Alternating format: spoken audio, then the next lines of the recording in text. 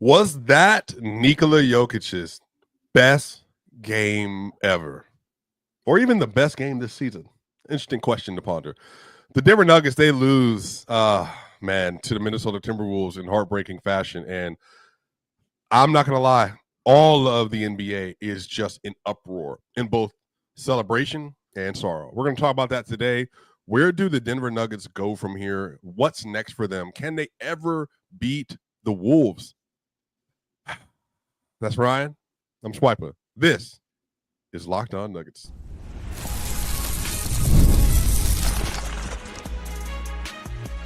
You are Locked On Nuggets, your daily Denver Nuggets podcast. Part of the Locked On Podcast Network, your team every day.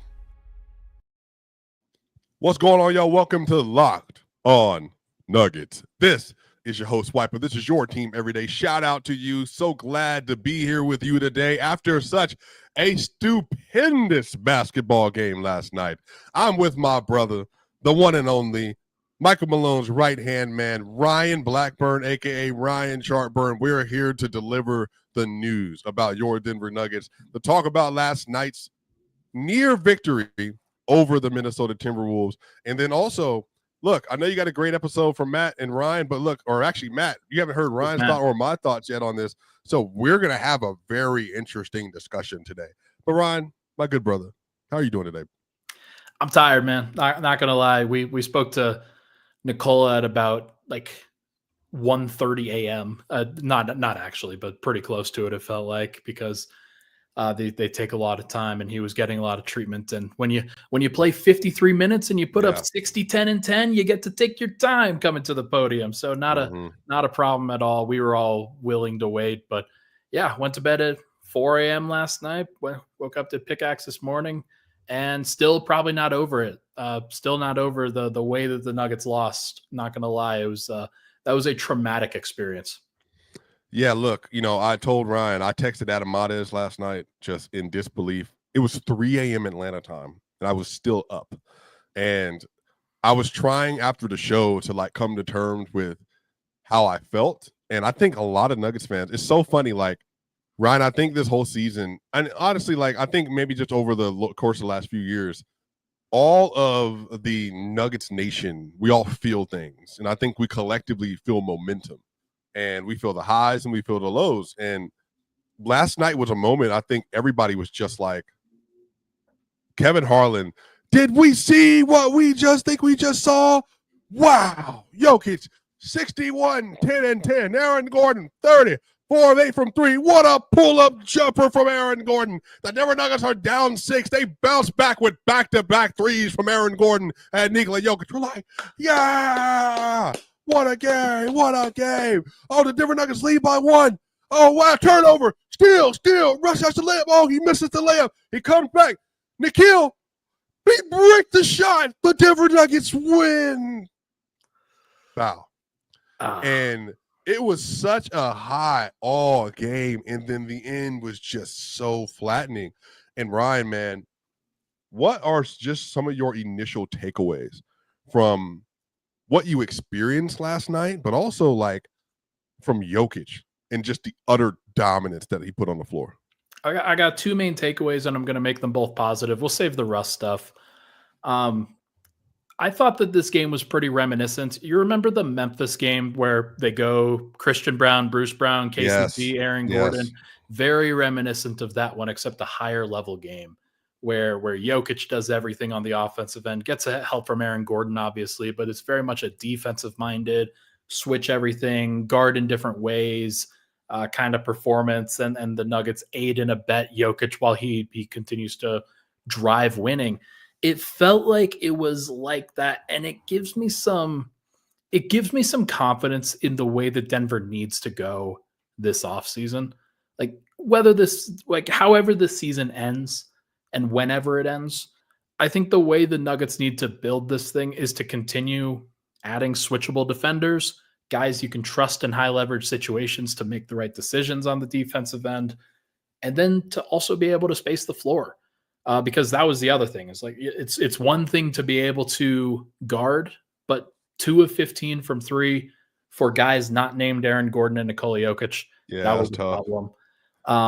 But then the other is just Jokic, man. Like, I titled this, did the Nuggets just waste Nikola Jokic's best game ever? And it kind of feels like a waste. It does, because I don't want this one to be lost to history, lost in time, because 60, 10, and 10, when you're facing a 4-time Defensive Player of the Year, you're without your top 2 scoring options, and you're playing in a situation where you're in a phone booth for most of the time, and having to score over and over and over again to keep your team afloat. Yeah. Like, this was one of my favorite Jokic performances I've ever seen, because it was him in a nutshell. Like, was everything perfect? No. Was everything was this a good situation for him to be in? No. And yet he helped them win anyway, or get them close enough that they should have won. 61 points is crazy. Ryan, you know what last night felt like? You remember the lost year. Like, Kobe had his lost year in 06, right? Between the championships. The 2021-22 year where I think he went a little famous that year. Yeah. Do you remember the Clippers game where Jokic had the cross-court pass to Aaron Gordon?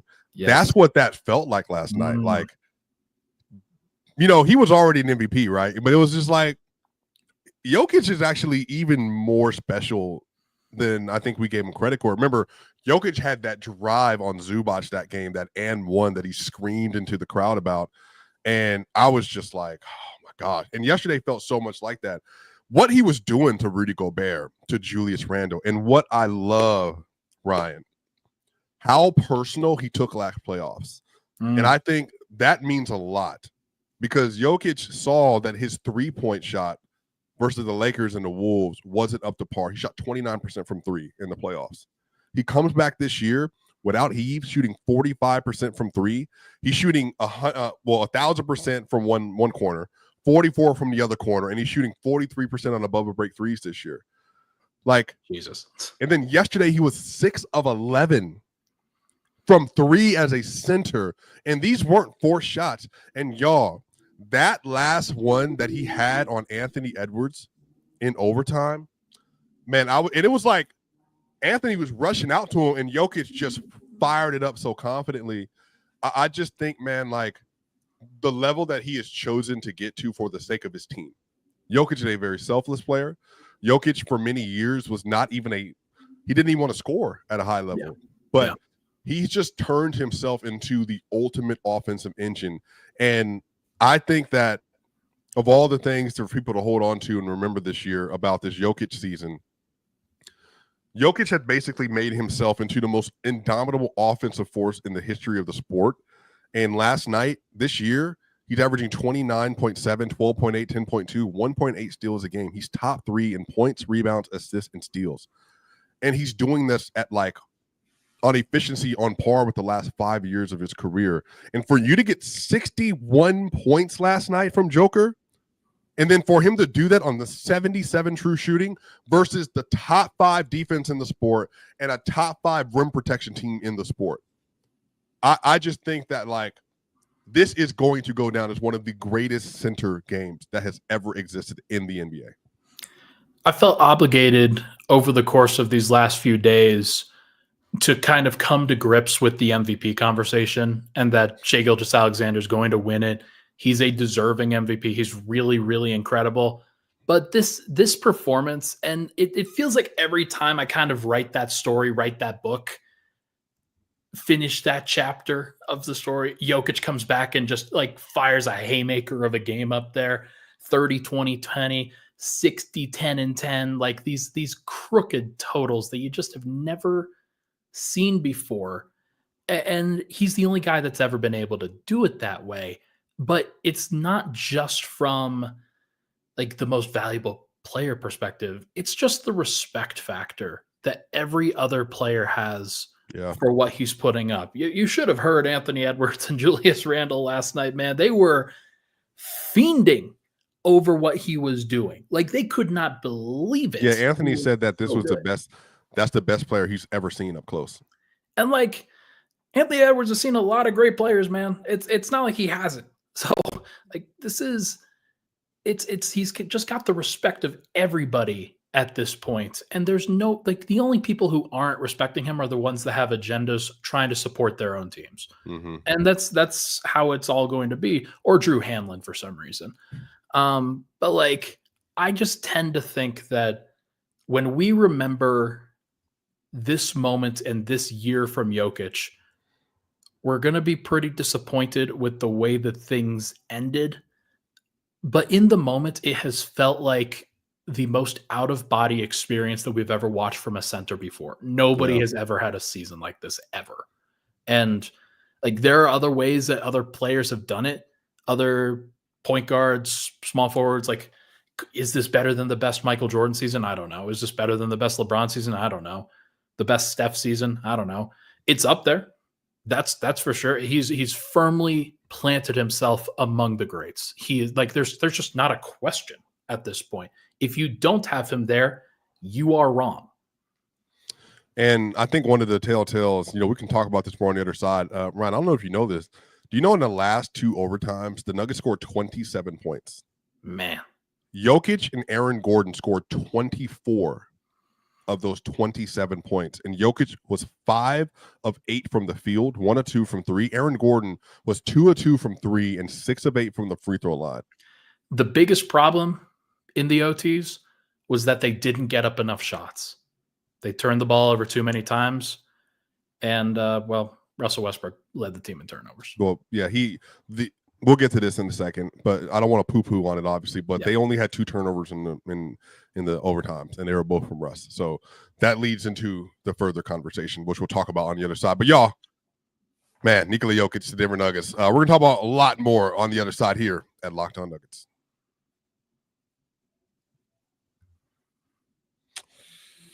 Man, what a great time of the season, y'all. The NCAA tournament is here, and FanDuel is giving you the chance to get in on the action like never before.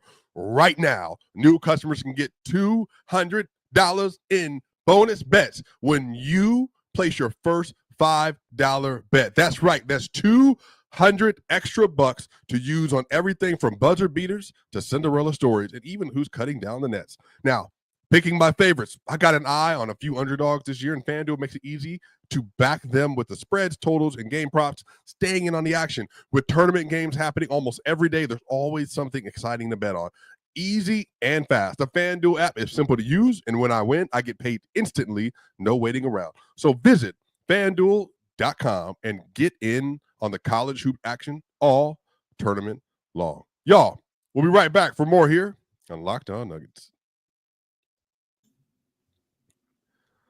We're back here for the second segment of Locked On Nuggets. This is your host, Swipa, with one of his best friends in life, Ryan Blackburn. Y'all, make sure if you're watching this on the YouTube side, give us a like, share, and subscribe. We're almost at 10,000 subscribers. Go ahead and press that subscribe button right there. And then if you're listening to this on the audio side, y'all, give us a 5-star review so you can listen to the great content being made by Ryan Blackburn, Matt Moore, and sometimes your boy Swipa. But y'all, Ryan Blackburn. What was your favorite Nikola Jokic moment from last night's game? From last night's game, I think it was probably so. Anytime you see somebody cross 60 points, like, that's pretty cool. I don't remember. Did he do that at the free throw line, or did he do it with a bucket? It was the goaltend. Goaltended. Yeah, but he did catch the ball and put it back in. I noticed that, and the T-Wolves were looking around like, what do we do? And the ball was on the way down. But right. I mean, yeah, it's tough because you want to be able to say that. I think the one where he was like in the first half, where he's fading away, he turns around and fades away from Rudy and just rainbows in the shot from the post. And then he goes like, ooh. Yeah, he does. Yeah, he did. I've never seen him do that before. You knew he was in his bag in this game. And then, that was the Kevin Durant, the run back down the floor. Yeah. Did Jokic do that, or was he talking to somebody else? Like, nah, he was hyped. No, I think he was just yelling something at himself.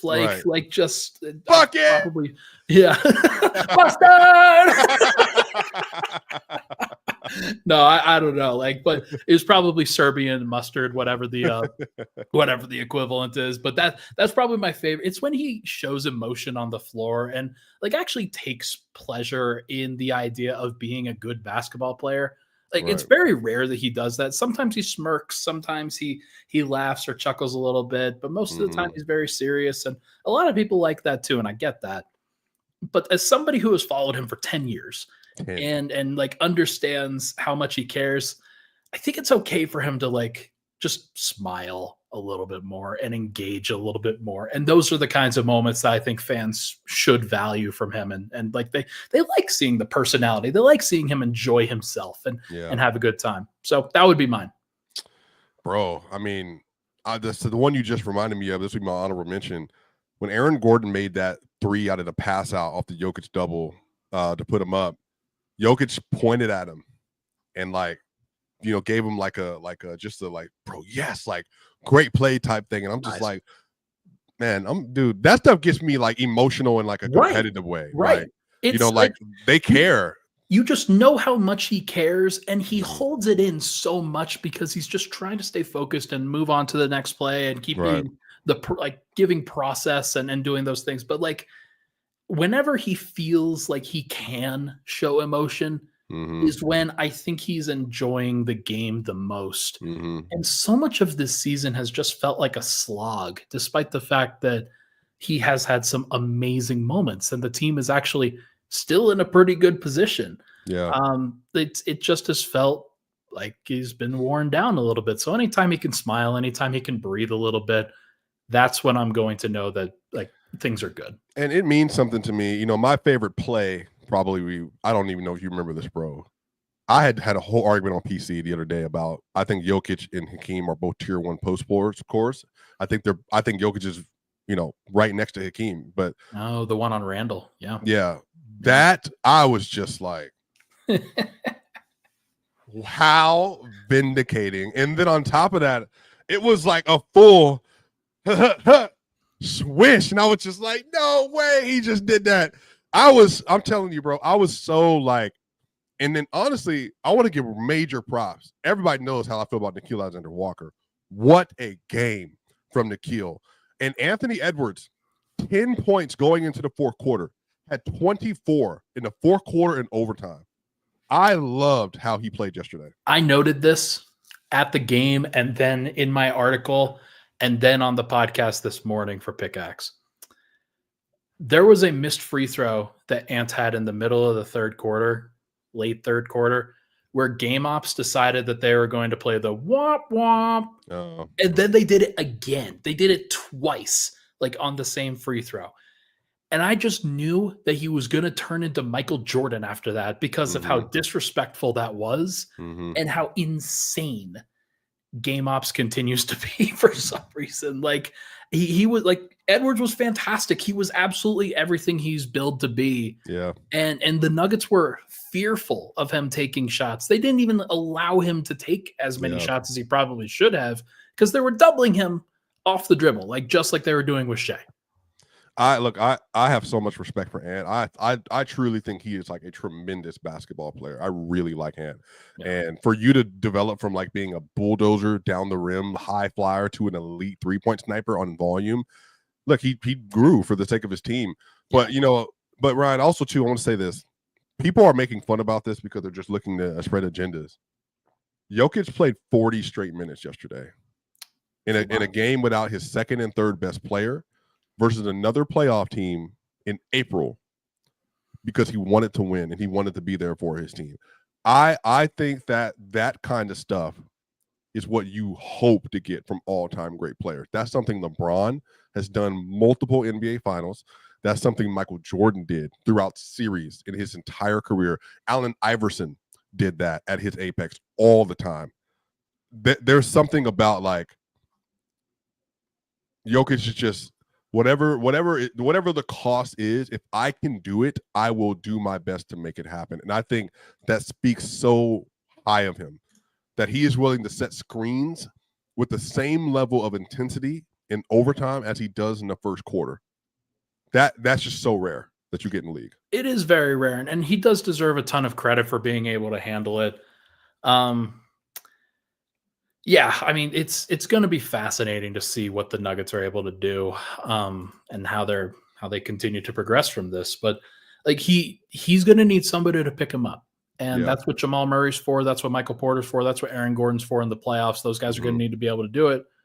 But here's the thing: Russell Westbrook is going to need to be able to do it. Christian Brown's going to need to be able to do it. Peyton Watson's going to need to be able to do it. And frankly, like Christian was fine in the game yesterday. There were some good things that he did. There were some bad things that he did. 18 and 12 yesterday for Christian. And like the stat line's great. I don't want to take anything away from that. Yeah.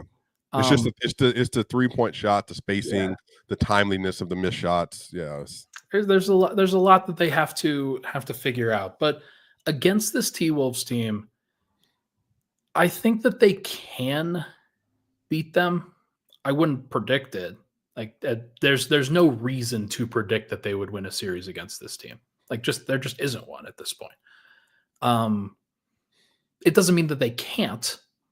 You have to be looking for like the top 5% outcome or whatever it is in order to really see what happens. But the vision is that Jokic plays as like an all-time great. Murray shows up in his playoff Murray. And Aaron Gordon plays like this. And because if you're getting 38-5 on 1 out of every 3 games in a series in a matchup against the T-Wolves, then that might be good enough. It just might be. So I think their defense was honestly really good yesterday. It's just the shot making, like they got hot at some point and they started raining down jumpers. But they really did a good job of trying to keep them out the paint for the most part too. What I will say is that I don't think that they can have both Murray and Porter on the floor with Jokic. And especially in this particular matchup, you just need guys that can scramble. You need guys that are willing to hustle and cover a whole bunch of ground and be physical and be athletic. And I just don't think that both of those guys can do it to the degree that they need to. I'm going to ask you about that in particular. Could I have a specific question to ask you on the other side? We're going to talk about that and more on the other side here at Locked On Nuggets. Woo! I know what Jokic needs, y'all. 5-hour energy. Now, daylight saving snuck up on us again. And if you're feeling that lost hour of sleep, 5-hour energy has your back. The extra sunshine means more time for fun. But sometimes you need a little boost to power through. Now, whether you're staying up late watching the NCAA tournament or the Denver Nuggets in Atlanta play till 3 a.m., squeezing in a round of golf after work, or just trying to keep up with your busy day, 5-hour energy gives you a quick, refreshing pick-me-up whenever you need it. Now, extra daylight, extra activities with longer days. I love going outside with my dog, Chad. We walk. Y'all know I got a Cane Corso. He's a big dog, big active dog. I take him on at least a 2-mile walk every single day because he has to be outside. And 5-hour energy helps give you energy to do that. So head to 5hourenergy.com to find over 15 flavors to choose from, including watermelon, blue raspberry, and peach mango. You can even build your own 12-pack or 24-pack delivered right to your door. Need one now? Grab a 5-hour energy shot at your local grocery or convenience store. They're everywhere. Stock up today and stay energized. We'll be right back for more here at Locked On Nuggets. We are back here for the third segment of Locked On Nuggets. I got a question for Ryan Blackburn. Yes, sir. I asked you this on the phone, and I've told you about this for a little bit now. This is kind of my vision with the Nuggets going forward. Okay, they started Jalen Pickett, Christian Brown, Peyton Watson, Aaron Gordon. And by the way, all the criticism of Jokic having the reading his numbers are so good because he plays with the starters. He played with a third-string point guard yesterday, and they won those minutes, right? Like Jalen Pickett, pretty solid, man. Like he did. He didn't make mistakes. He was out there. I thought he set the table really well in a lot of different situations. Hit a big shot in the corner. There were some good plays that he made, and there was an argument that he should have closed last night over Russ. Everybody here should know why Russ closed over Jalen Pickett, because Russ is a veteran that they're going to have to trust in the playoffs, and you want to keep putting him in situations where he can be successful and be showcased and do the things that he wants to do. But it just sucked that it happened the way that it did yesterday. But no, you're right. Jalen Pickett, he stepped up, and Jokic augmenting these guys in special ways. So they started Christian Brown and Peyton Watson and Aaron Gordon, and their defense, like I said, actually looked really good for large stretches of the game. Are you at that point now with we're going to do Jamal Murray, Christian Brown, or whoever that defender is, Peyton Watson, Aaron Gordon, and Nikola Jokic. Yeah. Are you at the point where you are able to see their defensive ceiling with that unit is high enough to where Jokic and Murray as starters and whoever off the bench, so, say another scorer off the bench, whoever that is, that they could make that work with that kind of unit and have a defensively inclined unit around those two? I don't know. Let me check for you. It's dangerous, right? Because if Christian gets into a situation where he doesn't want to shoot threes, if Peyton gets into a situation where he doesn't want to shoot threes, and they don't necessarily feel super comfortable. Now, Christian will drive to the rim, and he was 7 of 8 from 2 in that game yesterday. So, deserves a ton of credit for his ability, especially finishing in transition. But Peyton is still so raw on the offensive end that it is a gamble, right? As great as he is on the defensive end, as versatile as he is on the defensive end, and Denver was able to try some things yesterday. They put Jokic on Randall. They put Watson on Gobert. They had, at times, Jokic defend Jaden McDaniels. They had him defend Rudy. They had him defend a bunch of other guys as well. Jalen Clark at times. The way you can do that is by having 3 strong, versatile wings in Christian, Peyton, and Aaron. You can't do that with Porter because he can't handle those matchups. Yeah, he cannot. You place the him. The Luka game might have been the worst example of that too. Yeah, you place him on Jaden McDaniels and you hope and you pray. But yeah, that's the thing. And so I'm very curious to see how Denver handles it. But I do like the idea if they can get Peyton to a situation where he's out there in moments where they are ahead and they're trying to hold down the fort and prevent the opposing team from coming back, that could be the right call. If they're behind, then maybe you want Michael Porter out there to try to jumpstart the offense a bit. Let me read this to you. You'll probably love this, right? Okay. You're a stats guy. Oh, okay. Some people say. Some people have said. So per PBP stats, okay. Do you realize that they played the starting lineup? They only played 16 minutes together yesterday, but they played 16 minutes. They had a 130 offensive rating and a 103.3 free defensive rating. Part of that was just because it was a very unsustainable beginning where you had Jokic and Gordon just going back and forth ISOing and and then pulling up from 3 in transition. And I'm not going to sit here and say that's completely unsustainable, but the defense is the part of that matters, of course. Well, they had a 103 defensive rating yesterday. Yeah, which was good. So some of this is what I think the era we're in now is that the more switchability and portability you have along your wings is that's the NBA now. That's what the Thunder are. That's what the Magic are. That's what the Celtics are 100%. That's what the Cleveland Cavaliers are in some extent outside of Garland and Mitch, but they have some, 3-wing defenders and Dean Wade that they can utilize. Even just conceptually, the Knicks were supposed to be that, but Cat and Chandler Brunson don't guard anybody. The Rockets have a lot of that too. To me, that's just a league. The Nuggets, they do have to deploy 3 positive defenders now going forward. Michael is just not one of them. And Michael also, because he can be taken out of some of these matchups, it's what are you getting on the offensive end consistently at times from? Because if you can't defend. Now, in 23, he did really well. That's why they won when he wasn't scoring super well because he wasn't a liability. But I think now at this point, I do think there's something too. And I want to give Peyton a lot of respect here. He only had 7 points yesterday, but Peyton was a terror defensively yesterday. But he struggled in a couple possessions on ball versus Ant. But Ant's extremely fast. That's a anomaly kind of athlete on the perimeter. But even then, he deterred Ant's shot on one of his little floater runs that he tried to put up.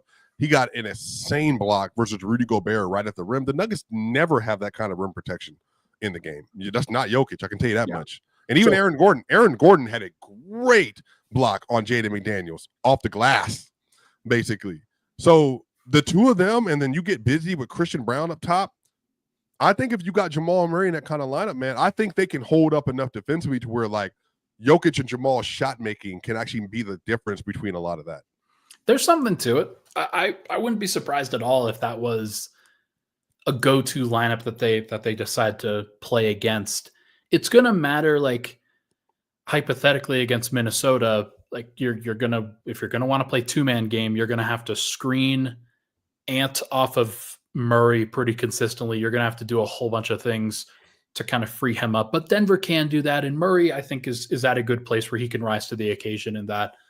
But yeah, like Denver has always, I've said this pretty consistently, they needed to get comfortable playing Peyton Watson again and putting him into positions where he could be successful on the perimeter. Do they have enough defenders to play 3 positive defenders at all times? They do. I don't think they do. Well, 3 positive defenders are obviously Brown, Gordon, and Watson. Like those are the 3 positive defenders on the year. And now Gordon being healthy, play Russ at times. Like I think he's going to play. Like Porter will play 30 minutes. Russ will play 25 minutes, and so you don't need to do that much more than that. I just don't trust Zeke at this point. Like I don't think he can play. And I do trust Jalen. Like if they're in a situation where they're playing against other teams that are a little bit smaller, I trust Jalen to actually handle that pretty well. Like just the way that he sees the floor and understands what's going on and what is asked of him on a consistent basis. I've been pretty impressed with how he has handled these moments. And then maybe you get some DJ minutes and you can talk yourself into Denver being okay in these situations, but I don't know. It's going to be a lot to get through. And the fact that they have to be like as perfect as they need to be, like always providing defense. And I think Ryan, I think you're being a little pessimistic, but that's not outside of your bounds. We know that, you live in the gray. I'm going to be true to myself here. Yeah. You live in the black a little bit, not quite like I do, obviously, but I think some of this is black burned. I think that you're underselling just how good they were offensively yesterday, despite their issues. Like that was probably one of my things too. It was just like, they weren't hitting threes. They scored 62. They scored 62. I think paint. To me, though, that's just like hold on. It's an unsustainable 60-10 game. But I think you're so lost in the negatives that you're also not highlighting the positives. And I'm saying I think for the sake of the content, it's important to do both. And some of this is they also did score at a very high clip in the paint versus the Wolves yesterday. And in transition, they murdered the Wolves yesterday. What really changed the game was the offensive rebounding. They had 22 offensive rebounds. And I've told you about this before. That's the key between them and the Wolves. It's not anything else. It's the second chance opportunities the Wolves get because the Nuggets don't box out. And outside of Jokic, they don't have a high-level rebounder. And the way they box Jokic out, he gets less rebounds versus the Wolves than he does any other team in the league in the playoff situation because of the way they defend him. Now, some of this is I do think they do need to find more solves in the offseason for certain things. But honestly, they win the game yesterday if Russell Westbrook doesn't do what he did. And honestly, that's the margin between no Murray, no MPJ. They didn't play a perfect game. They made a lot of mistakes. Russ was a flat negative at times. Off the bench, they had no scoring for the most part at all. Jokic and Gordon carry the scoring load. But even with all that, what you do have to give them credit for is that they managed to pummel the Wolves in the face on more times than they didn't. And honestly, we would be having a completely different conversation if Russell Westbrook simply pulls the ball out or doesn't foul Nickeil Alexander-Walker on that missed 3 that he had. And now we're talking about the great things they did to adjust to get the win. And I think that you can both highlight the things they don't do well, which I am very strong on. Yeah. But there are also things they do well that they did do well in this matchup. And I think they played really good defense versus Ant. It's just that at some point in time, Ant got cooking as a jump shooter. But hello, America. I don't know if you watched. Ant's been a great jump shooter this year, all season. So I think they deserve more credit for how well they played yesterday. I think outside of Jokic, I think Brown had really good moments. I think Peyton had really good moments. I think Russ had a really good block on Rudy Gobert under the rim. And think about this, Ryan. 24 free throws for Joker yesterday because they couldn't handle him. Like, that's his career high in free throws versus the most physical team in the sport, basically, because they could not deal with Joker inside the paint at all. And again, I think just like you, why would you not just sign another cheap wing so you have one on the roster? Like Justin Holiday would make a huge difference on this team, Ryan. We're in the same place. So I think there are marginal things they could have done to put them in better situations, but this is where they are. They got to manufacture some things. But I think you need to manufacture defense because I believe the shot making between Murray and Jokic and Porter, well, respectively, and Aaron Gordon is good enough to carry you over the top. They just have to have players that are willing to play defense. And they'll probably get that more in the playoffs. Like Right. these guys are going to lock in. I think Christian Brown's usage is going to go down in the playoffs. I think his offensive role is going to reduce and his defensive role is going to increase. Yeah. Peyton's going to be out there pretty consistently, I think.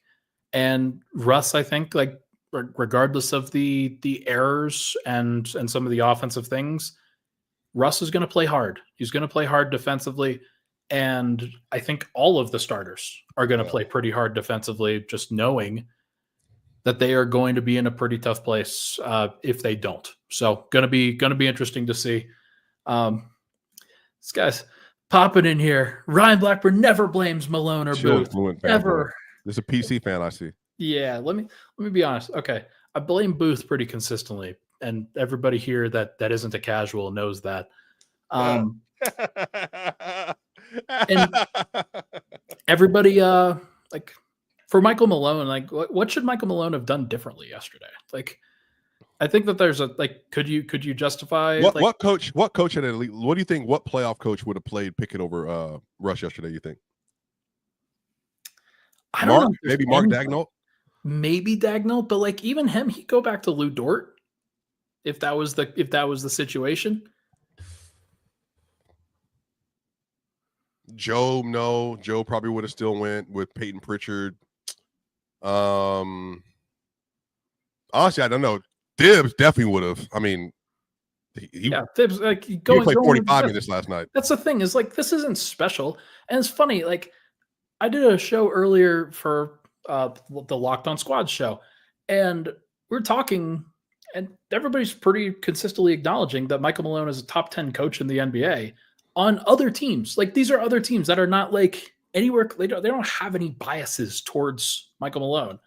I ain't by myself here when I think that Michael Malone's a really good coach, guys. It's like it's actually kind of wild to think like, they got to a place where they nearly beat the Timberwolves without Murray and Porter yesterday. Like that's isn't that kind of showing good coaching and creative defense and things like that? I don't know. Ryan didn't want to give them credit just now, but I said their offense was great yesterday without Porter and Murray. Yeah. After the first half, they started cooking. So I think some of this is also just like, I don't think Malone's been given the pieces this year. Bob told you this pretty consistently. Like, he had to play Hunter Tyson yesterday and DeAndre Jordan. Like, now to be fair, probably should have just played Spencer Jones because Spencer Jones is a better basketball player than Hunter Tyson. But like, look at what I just said. Like listen to the words that I just said. That's an insane thing to say. That we are at the place in the season, like you miss 3 guys and you're suddenly having to decide between Hunter Tyson and Spencer Jones. Denver not needed Isaiah Joe and Aaron Wiggins and Cason Wallace and Kenrich Williams and Alex Caruso. Jalen Williams. Like, oh wow, we need another big. Just put Jalen in there at the 4. Gosh, everybody's insane. Like the comments are always insane when it comes to Malone. You think he wanted to miss the layup yesterday or foul a 3-point shooter? Like what are we doing?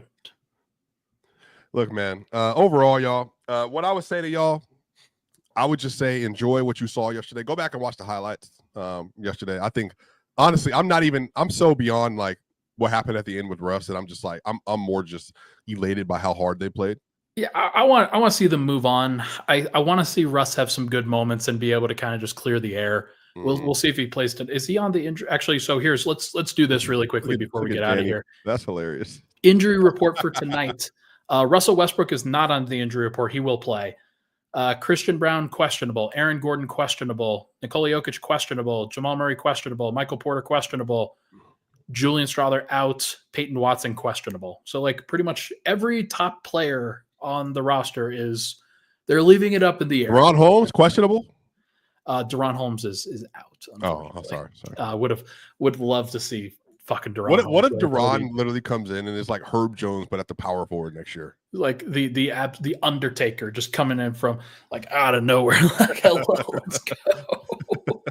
Wait, Peyton Watson and De'Ron Holmes. Who can score on these monsters? Man, they're gonna beat the Spurs tonight. Look, they need to. I think they would feel most comfortable in the third seed in the playoffs. But you know, we'll find out. But y'all, make sure y'all let us know what you think in the comment section. Y'all, I know we try to make a good show. Actually, we always make a good show for y'all because it was a good show. You are with us. The chat is with us. We had 257 people in here live after last night's great, amazing, awesome games, y'all. That's Ryan Blackburn. I'm Swipa. Make sure give us a 5-star review on the audio side. Y'all know what time it is. See ya on the other side.